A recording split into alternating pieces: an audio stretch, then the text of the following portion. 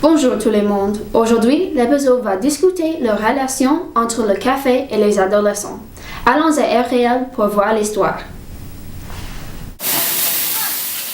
Le principal bistrot dans le monde a eu un revenu plus de 10,7 billions de dollars l'année dernière. Cette entreprise a à peu près de 17 000 bistrots dans plus de 40 pays dans le monde. 22 de ces bistrots sont situés à droit ici, à Arlington, en Virginie. Quelle entreprise est-ce que nous parlons? Vous l'avez deviné, Starbucks.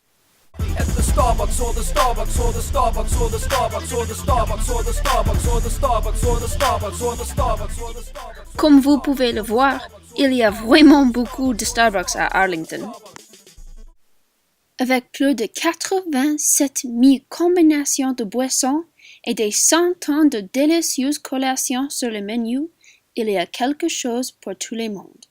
Aujourd'hui, cependant, nous voulons voir ce que les adolescents ont à dire à propos de Starbucks.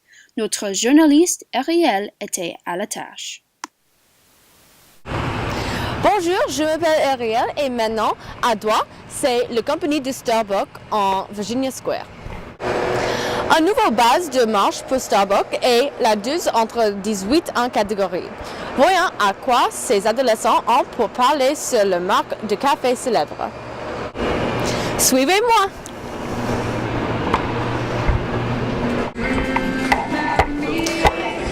Personnellement, j'adore le Starbucks. Il y a beaucoup de sympas personnes. Bonjour. Bonjour.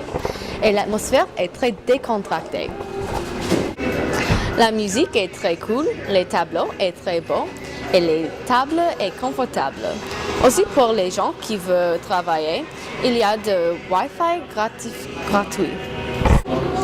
Maintenant, je vais parler avec des adolescents. Bonjour, est-ce que vous aimez Starbucks? Oui, j'aime la nourriture et les boissons et il n'est pas cher. Qu'est-ce que ton boisson fait?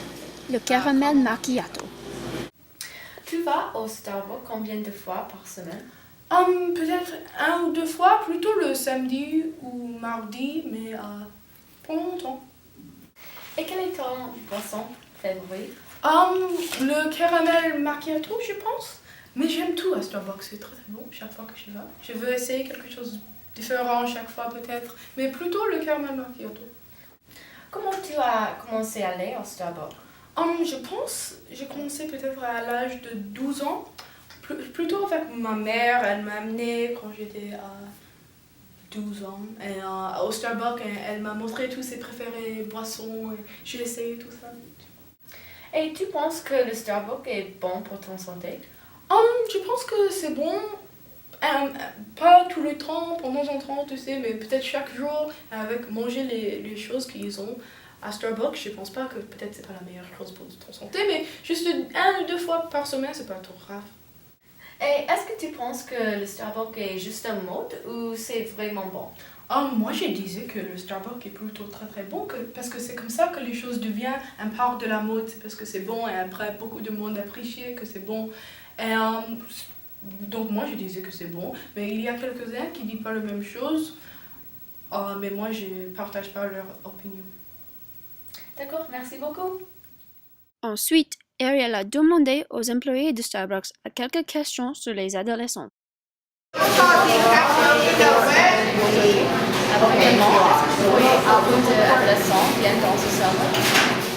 Oui, il y a beaucoup d'adolescents qui viennent. Nous verrons les adultes aussi. En général, les enfants viennent avec leurs parents et non pas tout seuls. Généralement, ils viennent dans l'après-midi.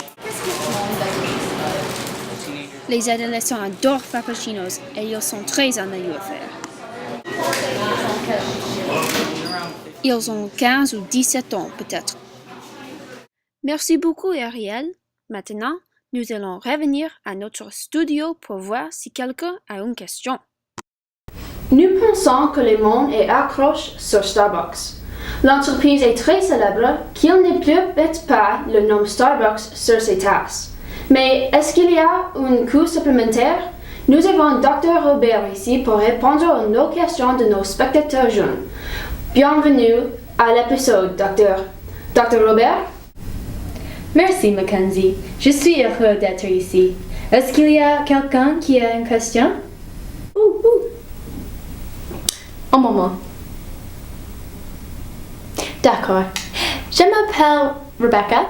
J'ai 13 ans et j'ai commencé à boire du café. Est-ce qu'il y a va retarder mon développement?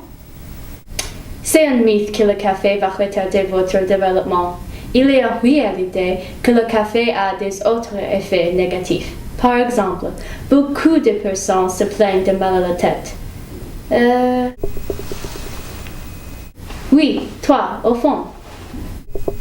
Je m'appelle Martin. Je me demandais, est-ce qu'il est possible qu'on peut devenir accro au café? Ce qui se passe est que vous devenez accro à la caféine dans le café. La caféine fait comme une drogue stimulante. Il est bien pour boire le café en quantité petite, mais si vous buvez beaucoup, vous avez une plus grande chance de devenir accro. Si vous êtes accro, il est difficile pour arrêter parce que vous aurez des symptômes comme la fatigue et les maux de tête. Oui, toi. Oui. Je connais que nous parlions des effets négatifs du café, mais est-ce qu'il y a des avantages de boire le café? Oui, le café peut bénéficier le corps humain. Le café réduit la chance de diabète et le cancer de la peau aussi. Les études présentent que les gens qui boivent du café sont plus résistants à Alzheimer et la démence. Sans oublier, le café est une très bonne source de nutriments et des antioxydants. Merci beaucoup, docteur. Je pense qu'il y a positifs et les négatifs effets du café. Alors, Starbucks et les autres entreprises peuvent essayer de vous tromper avec ces boissons sucrées, le café et le café. Il est toujours agréable de se faire plaisir de temps en temps, mais n'oubliez pas, buvez responsable.